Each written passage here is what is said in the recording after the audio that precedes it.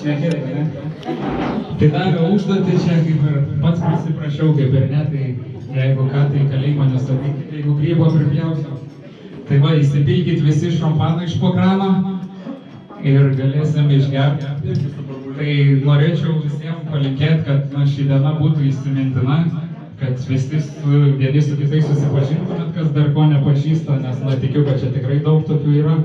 Ir aš vienas iš jų, kur čia nieko nepažįstu,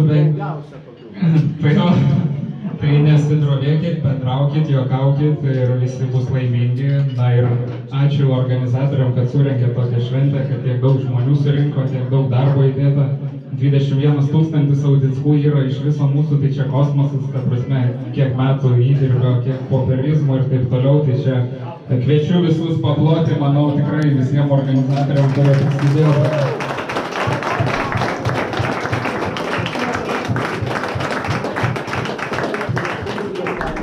Na ir šiaip yra įdomu, kad, pavyzdžiui, kiekvienas gyvenimo sprendimas galėtų lydėti link to, kad mūsų, pavyzdžiui, čia net nebūtų.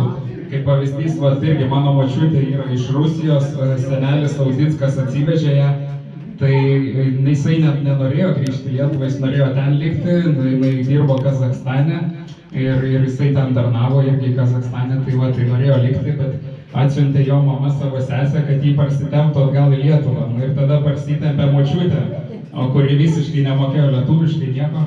Na ir tą mamytę jau senelio numirė po metų. Tai jeigu būtų jis negrįžęs, tikėtina, kad nebūtų matęs mamos ir tikėtina, kad netgi mano tėčia manęs galbūt net nebūtų, nes jeigu Kazachstane būtų gyvenę, viskas kitaip susiklostytų.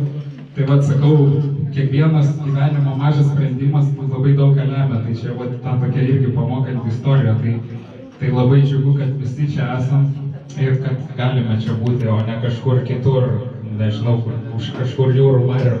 Tai kviečiu visus išgerti ir linksmai praleisti laiką ir kas dar nepavalgė, pavalgykit, o paskui eisit kalorijų deginti, sportuoti, šokti, linksmintis, maudytis ir panašiai. Valio!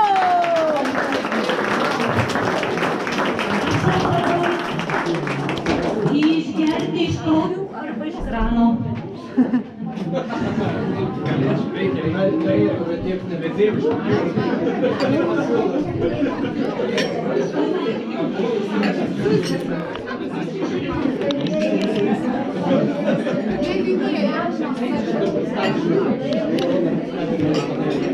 Tai yra pasiūlymas galim taurę apsiekti.